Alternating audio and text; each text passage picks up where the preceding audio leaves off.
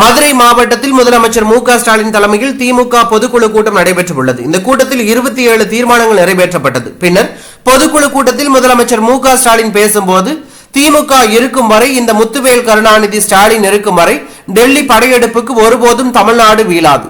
தமிழ்நாடு போராடும், தமிழ்நாடு வெல்லும். கண்ணுக்கு எட்டிய தூரம் வரைக்கும் எதிரிகளே இல்லை என்று ஆணவ குரலில் சொல்பவன் நான் அல்ல. எந்த காலத்திலும் எனக்கு ஆணவமோ மமதையோ வராது. என்னை பொறுத்த வரைக்கும் பணிவுதான் தலைமை பண்பு அடையாளம்.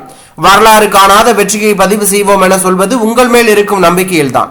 அடுத்த ஆண்டு இதே நேரம் 7வது முறையாக திமுக ஆட்சி அமைந்தது என்பதுதான் தலைப்புச் செய்தியாக இருக்க வேண்டும். அதற்கான வியூகங்களை வகுக்க வேண்டும் என்று அவர் கூறியுள்ளது பரபரப்பை ஏற்படுத்தியுள்ளது.